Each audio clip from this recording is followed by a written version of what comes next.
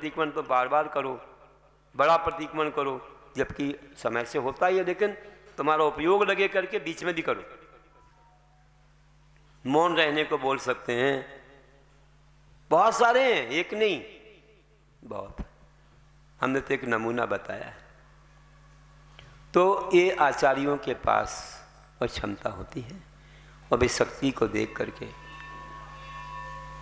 सब कुछ देख करके प्रयास से देते। तो वह काम आचार्य लोग करते हैं, और वे ही आचार्य जब दूसरे को ज्ञान दे रहे हैं तो उपाध्याय का काम भी कर रहे हैं। हमारे संग में अपने आचार्य जी थे, वे प्रवचन भी देते थे, वे क्लास पढ़ाते थे, सब में उपाध्याय। जब वे आत्मा में लीन होते थे, साधु के रूप में वे अपनी आत्मा में लीन हैं, तो कहलाते तो हमें आचार्य भी। देखिए काम सब करते हैं, तीनों परमेश्वरी का काम उनसे होता है। एक अपेक्षा से, मूल गुण की अपेक्षा तो द्वादशांग का ज्ञान किसी को है ही नहीं। सुखदेव भद्रबाहु स्वामी के बाद कोई नहीं हुए, लेकिन एक परिभाषा से जो द्रव्य संग्रह में दी है कि जो रत्नत्रय से युक्त होकर के धर्मोपदेश देने में तत्पर हैं, वे उपाध्याय परमेश्वरी, ऐसा उन्होंने कहा। परमेश्वरी तो साधु भी हैं, पांचों परमेश्वरी हैं, परम पद में स्थित है। परम पद है पंच परमेश्वरी का पद, ये परम पद कहलाता है, इसलिए परमेश्वरी कहे जाते हैं। परम पद में स्थित होने से परमेश्वरी कहे जाते हैं। इस प्रकार से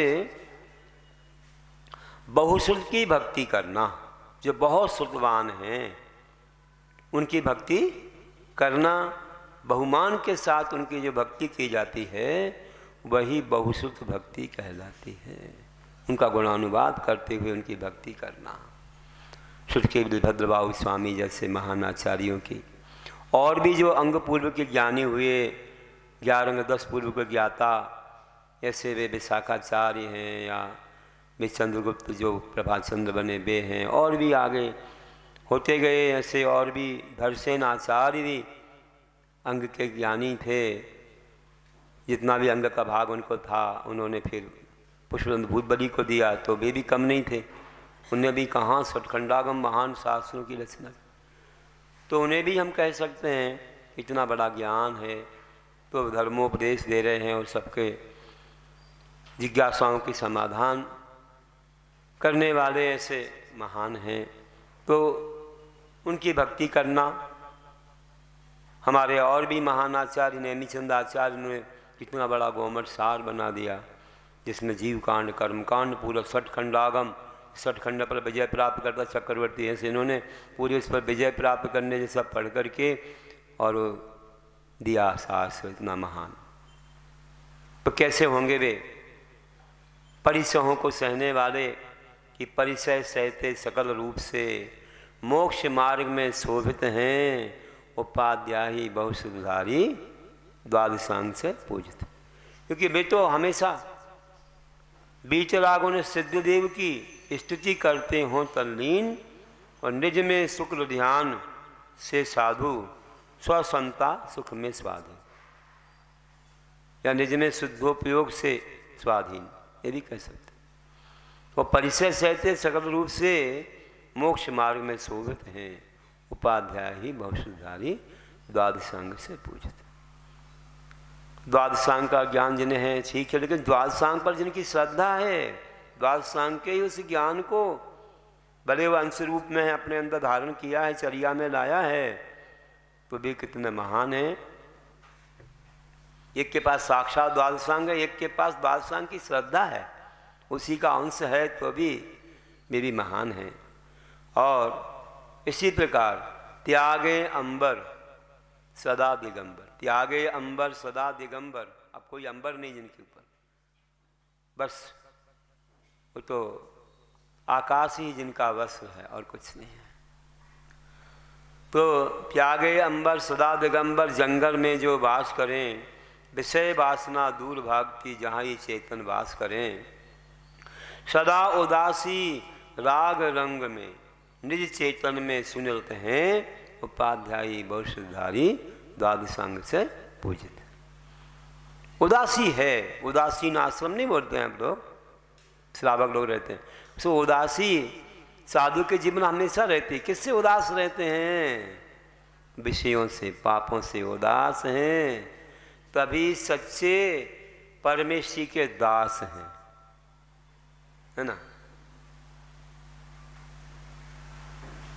और फिर जब परमेश्वर के दास बनते हैं तो परमेश्वर का ध्यान करते हैं, तो जो आप हैं वही हम हैं, तो वे क्या बन जाते हैं? दासोहम, उनके दास बनते हैं। और फिर उन जैसे आत्मा में लीन होते सोहम हो जाते हैं, मैं वही हूँ। और फिर इसके बाद तो अपनी आत्मा में ही चले गए, तो अहम एक ही रह गया, कुछ नहीं है। तो बने उदासोहम जब मानो, सो दासोहम बन जाता है ना।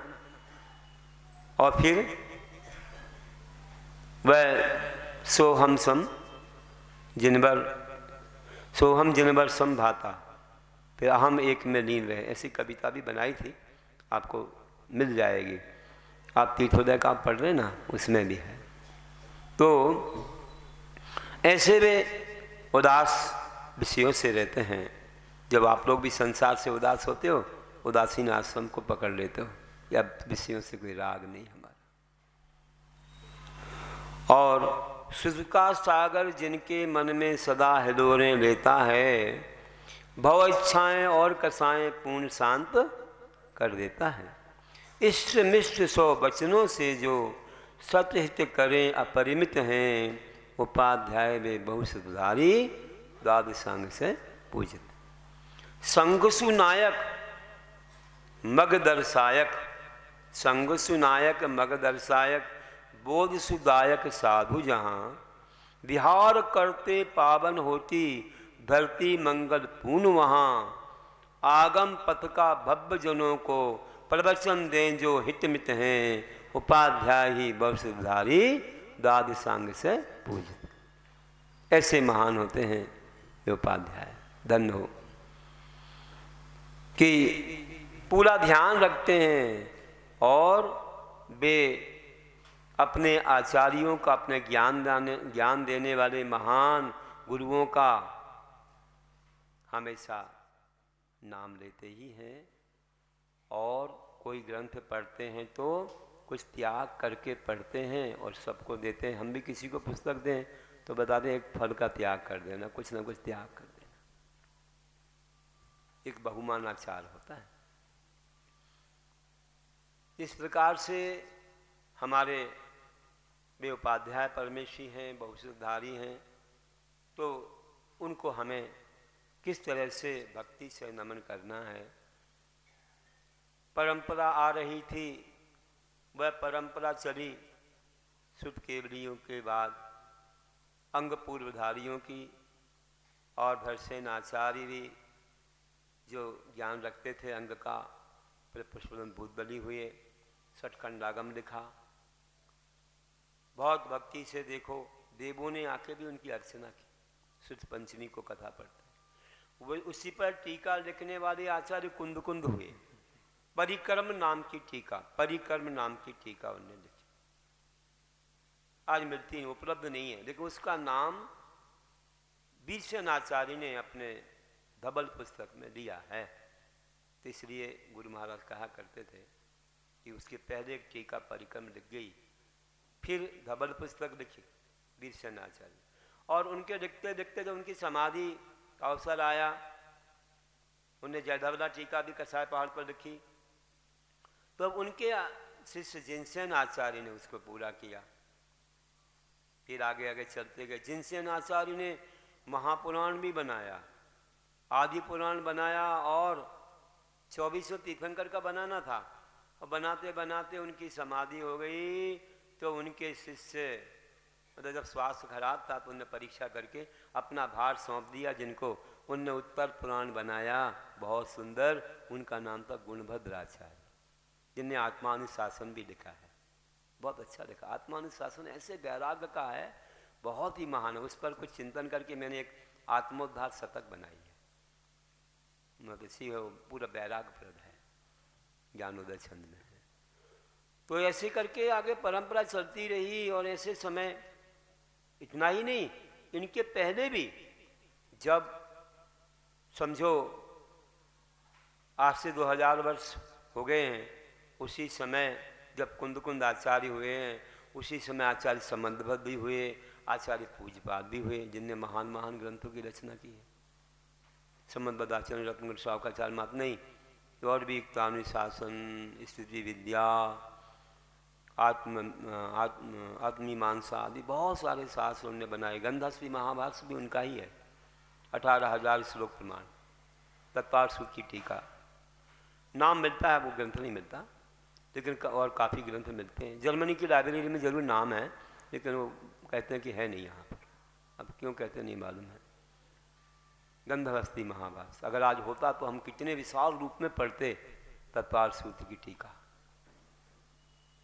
उसको उसी समय पूज्यपाद आचार्यों ने सर्वार्थ से जो टीका बनाई थी, वो तो आज उपलब्ध है हमारे पास। और भी उन्हें समाधि तंत्र वगैरह नहीं, वो अपने ठीक है समाधि तंत्र बनाए, और भी जैनेन्द्र व्याकरण और भी कई शास्त्र बनाए। तो ऐसे आचार्य पूज्यपाद ईश्वरोपदेश भी बनाया, तो पूज्यपाद आचार्य भी बहुत महान आचार्य हुए हैं, तो उनको भी हम याद कर लें। और ऐसे आगे बढ़ते हुए उमा स्वामी तो तत्पाल सूत्र बनाने वाले हुए ही हैं, उन्होंने भी उसी समय लगभग कुंद आचार्य के उसी समय उन्होंने भी बनाया। और ऐसे करते करते हम आते हैं उन महान आचार्य पर जिन्होंने कि सठखंडागम को पढ़ कर के बहुत बड़ा काम किया। एक बार जब सठखंडागम पढ़ रहे थे, स्वाध्याय चल रहा था, हो सकता है कि श्रवण बेलगोला की चंद्रगिरी पर स्वाध्याय चल रहा था, संघ में स्वाध्याय कर रहे थे सठखंडागम का। उनका भक्त एक बना था, मैसूर राजा का सेनापति, राजा जैसा वैभव था, सब कुछ उसके लिए करने के लिए योग्यता थी और बड़ा प्रभाव था। एक बार जब दर्शन को आया तो संघस्थ साधु सब सठखंडागम का स्वाध्याय अपने गुरु से सुन रहे थे, और वह आया अपने परिवार सहित जब आके बैठा तो तुरंत गुरु की आज्ञा से इशारे से सबने सठखंडागम बंद कर दिया, सठखंडागम बंद कर दिया। तो उसने सोचा अरे हम आए, थोड़ा तो हम सुन रहे थे कम से कम, क्यों बंद कर दिया गुरुदेव ने। आकर के उसने तो प्रदक्षिणा लगाई, अर्घ्य समर्पित किया, आपका स्वास्थ्य, आपका रत्नत्रय कुशल है, आपका स्वास्थ्य ठीक है, ऐसे पूछा जाता ना। कैसे पूछा जाता हमें मालूम नहीं, तुम बताओ। कई लोग प्रदक्षिणा भी लगाते हैं, अर्घ्य भी अर्पित करते। अब प्रदक्षिणा को जगह नहीं तो महाराज को थोड़ी खिसका देंगे, नई जगह तो नहीं, अब जहाँ है तो है ना। आप लोग वैराग्य भावना में नहीं पढ़ते हैं देव प्रदक्षिणा। तो फिर इसके बाद जो है मात्र आहार के समय प्रदक्षिणा होती है ऐसा नहीं है, और भी समय हो सकती है। एक जगह में तो हम प्रवेश कर रहे थे तो सब लोग घर के सामने बोले हमें आपकी प्रदक्षिणा देना। हमने कहा कितनी देर लगेगी मंदिर जाने में, कब पहुंचेंगे वहाँ। तो फिर थोड़ा कुछ करने लगे, फिर हमने मना किया अब सब लोग नहीं करें ऐसा। कई बार तो पाद प्रक्षाल को मना करना पड़ता है, इतने लोग रास्ते में करते हैं कि मंदिर तक जाना मुश्किल हो जाए, तो फिर छोड़ना पड़ता है। इस जगह आहार के बाद करने लगे बहुत जगह, एक आध दो जगह की अलग बात है। फिर हमने कहा क्या होगा भैया, बहुत देर लगेगी। तो देखो बात ऐसी, कहीं एक जगह हो गया तो गंदा तो ले लो, और क्या है। तो क्या हुआ कि वहाँ पर सब कुछ भक्ति करने के बाद गुरुदेव से एक प्रश्न पूछा, गुरुदेव मुझे बताइए कि मैं इतना पुण्यशाली नहीं हूँ, मैं इतना पुण्यशाली क्यों नहीं हूँ कि आपके स्वाध्याय को सुन सकूं। मुझे बताइए कि मेरे पुण्य में क्या कमी है। तो गुरुदेव ने कहा देखो पुण्य तो बहुत है, लेकिन और भी चाहिए। कितना चाहिए, क्या चाहिए? नहीं अभी नहीं बताऊंगा, क्योंकि अभी तुम्हारी काफ़ी जिम्मेदारियां होंगी। नहीं गुरुदेव बता तो दीजिए, भावना तो बांधेंगे। तो कहा देखो, अगर पूछते तो बता रहा हूँ, इस सठखंडागम को पढ़ने के लिए सिद्धांत शास्त्र है, इसे पढ़ने के लिए महाव्रत चाहिए। महाव्रत का पुण्य चाहिए। महाव्रत का पुण्य धन्य हो, कब मिलेगा? वो अवसर कब मिलेगा? आशीर्वाद दीजिए गुरुदेव, जल्दी आ जाए, वो पुण्य बढ़ जाए और मैं महाव्रतों को धारण कर सकूं। वास्तव में उसने उस पुण्य बढ़ाने के लिए बहुत अच्छा उपक्रम किया, बहुत अच्छा कार्य किया, अपनी माँ की भावना को भी साकार कर दी। चामुंडराय ने इतना ही नहीं, थोड़ी देर लगी, उसके पहले ही इन्होंने एक व्यवस्था भी बना दी कि क्या मालूम कब हो पाएगा उतना पुण्य तेज, उसके पहले तो कुछ कर दूं व्यवस्था। तो आप देखिए कि उन्होंने पूरे सठखंडागम को पढ़ करके एक शास्त्र बनाया जिसमें जीव का और कर्मों का वर्णन पूरा, उनकी मार्गणा गुण स्थान सब कुछ बंद हो गए, सत्व सब कुछ में विशाल काय ग्रंथ बना दिए। और आप जानते ही हो कि उसने अपना पुण्य बढ़ा रहा था, बढ़ता जा रहा था। माँ की भावना थी, सुना था कि भरत चक्रवर्ती ने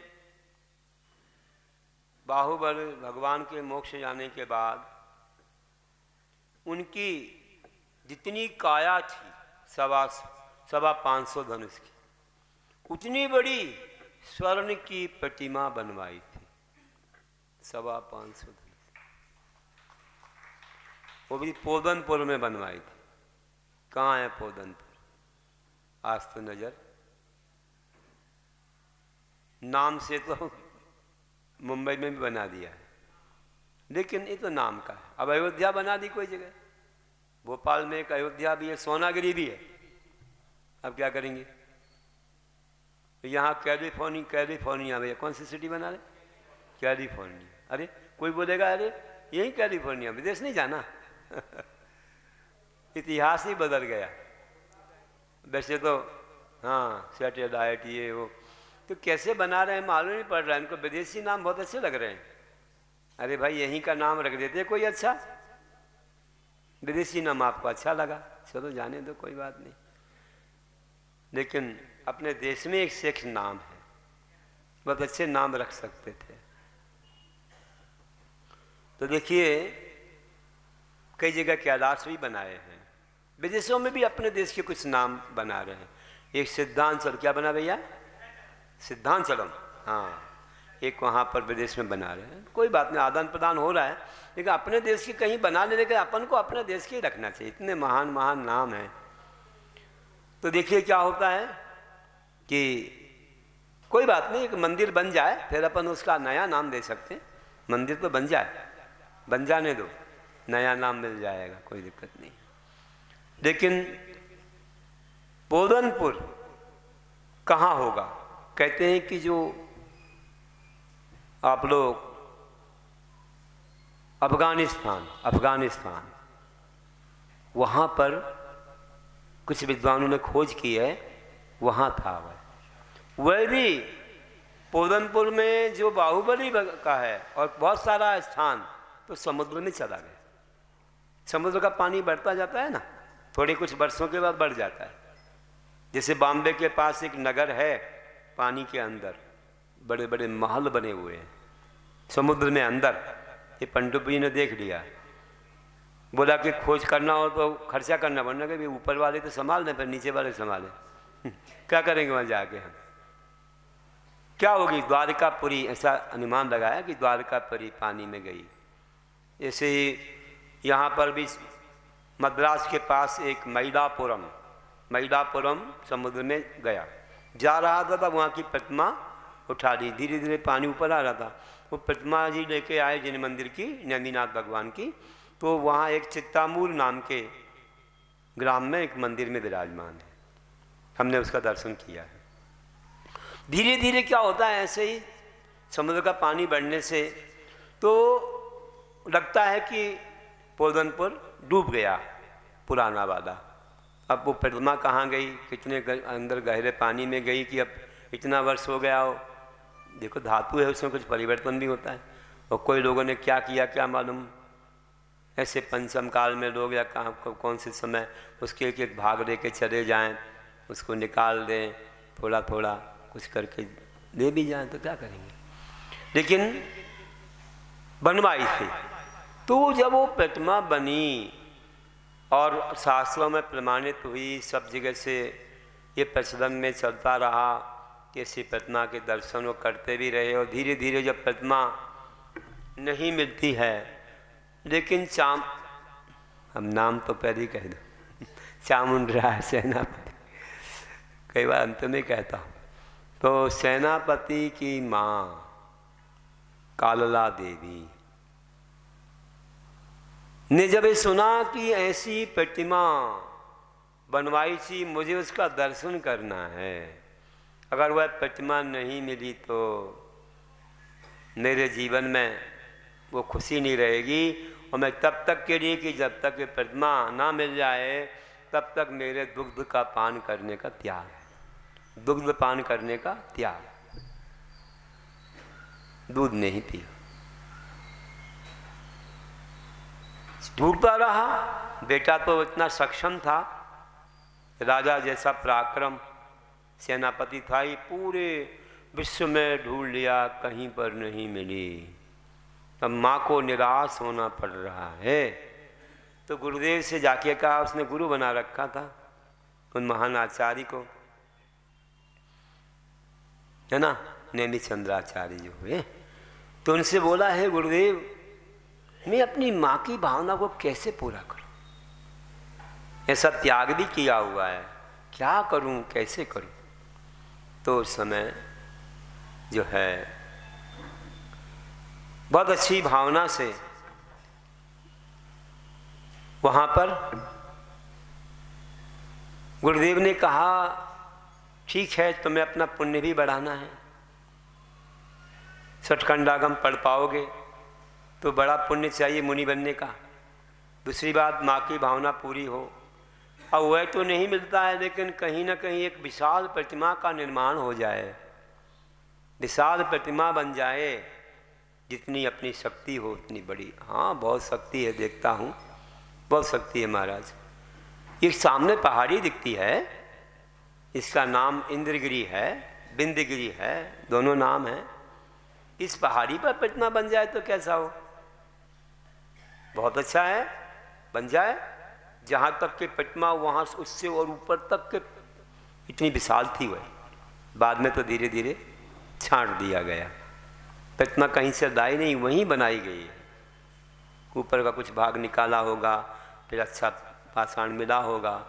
तो कहते हैं कि परीक्षण के लिए कि कहाँ से प्रतिमा शुरू की जाए, तो चंद्रगिरी से एक बाण छोड़ा गया, बताते हैं वहाँ एक स्थान है, वहाँ जब चंद्रगिरी चढ़ते हैं सीढ़ियाँ जाते ऊपर जाते जाते ऐसे मुड़ जाती हैं, तो इस तरफ जाना बाएं साइड। हम लोग तो जाते थे, चातुर्मास हुआ था हमारा तो 93 में, हम सब लोग थे, हम 5 महाराज, योग सागर जी महाराज, सुभाष सागर महाराज, हम लोग 5 महाराज थे। तो सन 93 में चातुर्मास के तो बहुत बार उपवासों में जाके बैठते थे, भद्रबाहु गोस्वामी गुफा में, ऊपर सब तरफ देख लिया हम लोगों ने, बहुत जगह देखी। और 7 महीने रहे थे वहाँ, बहुत सारे 100 साधु थे करीब, आचार्य वर्धमान सागर जी भी थे। तो एक ही परंपरा के ज़्यादा थे, चार चक्री शांति सागर जी महाराज जी की परंपरा के प्राय सभी साधु। तो ऐसा अवसर था। फिर बाद में पंचकर्णा का मस्तकाभिषेक वगैरह आया था उसी समय।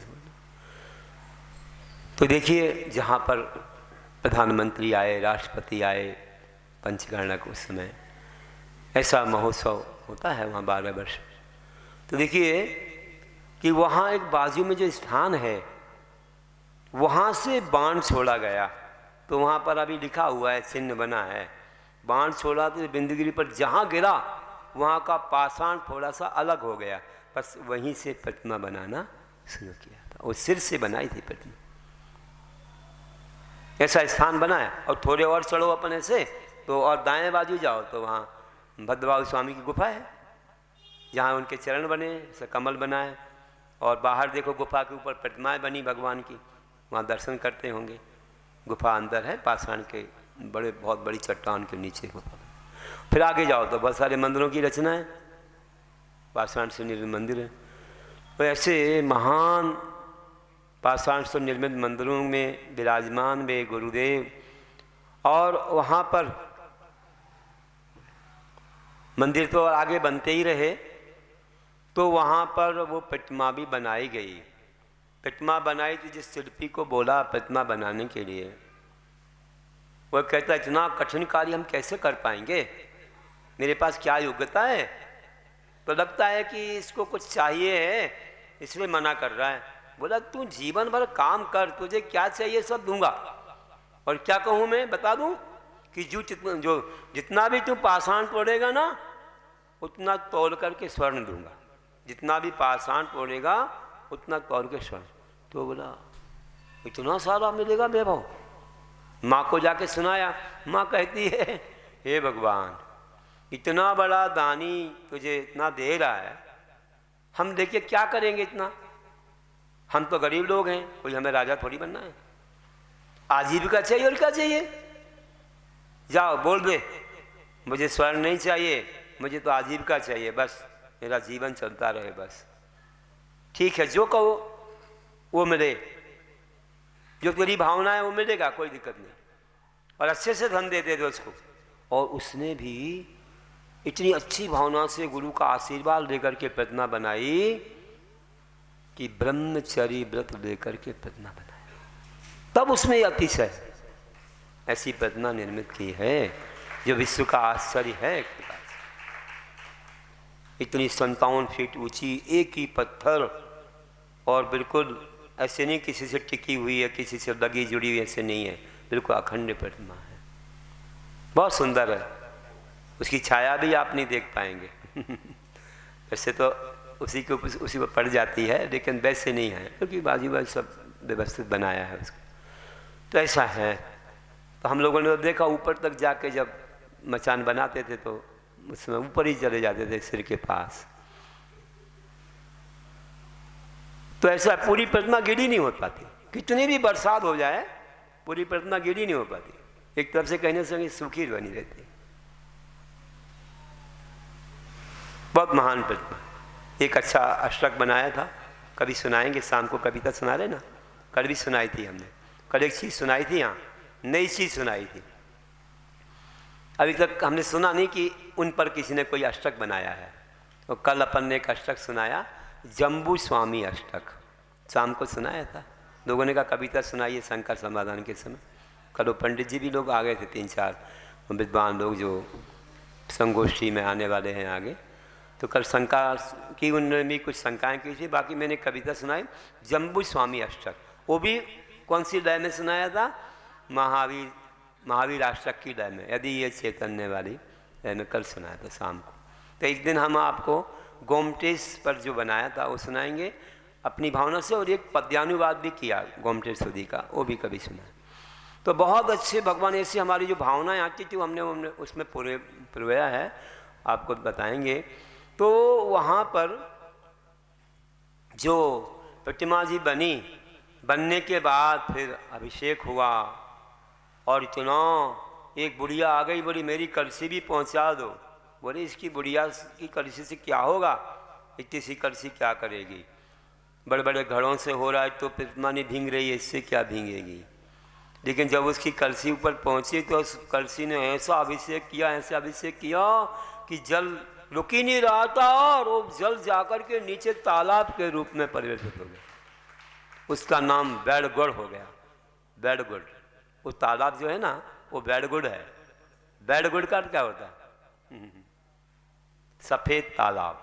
बैड़ मतलब सफ़ेद होता है कन्नड़ में, बैड़गुड़। और फिर श्रमण आए थे वहाँ पर पहले से और रहते थे, इसलिए श्रमण और जोड़ दिया, श्रवण बैड़गोदा, ऐसे हो गया।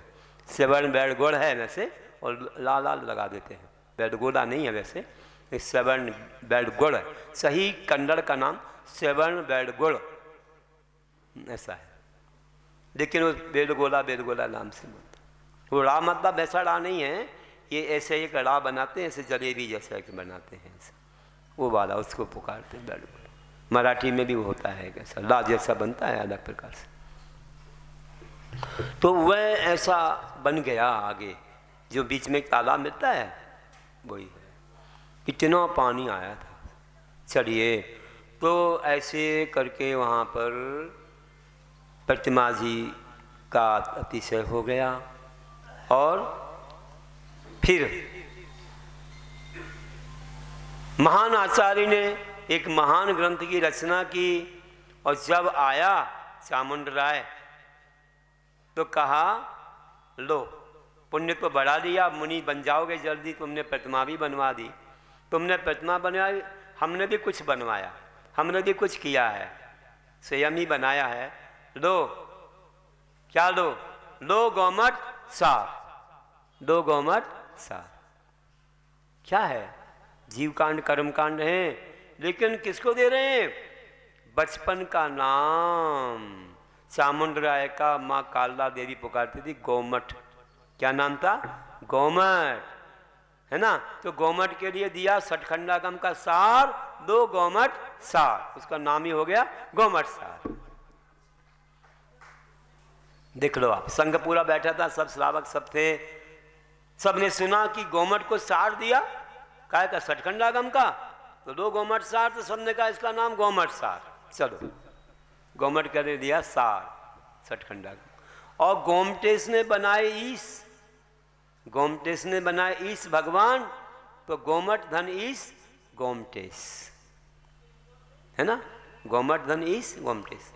आवरण है ना, टा में आ, व्यंजन में अ मिला हुआ है, और ईश अवर्ण ई वर्ण, ये सूत्र लग जाता है कातंत्र व्याकरण का, अवर्ण के सामने ई वर्ण है, अवर्ण का ये हो जाता है, व्याकरण का सूत्र है। तो गोमटेश, गोमठ की ईश गोमटेश बाहुबली, देखो ऐसे महान थे। तो ऐसे महान गुरु की भक्ति की तो क्या मिला, सेवा से मेवा, अरे बाहुबली तो मिले उनके आशीर्वाद से, और गोमठ सार भी मिल गया। आप कितनी भक्ति करते हो बताओ, आपने कुछ भक्ति करी, हमारे गुरुदेव की खूब भक्ति करी, गुरुदेव ने खूब कृतियाँ दी, आपको तो मूक माटी दे दी,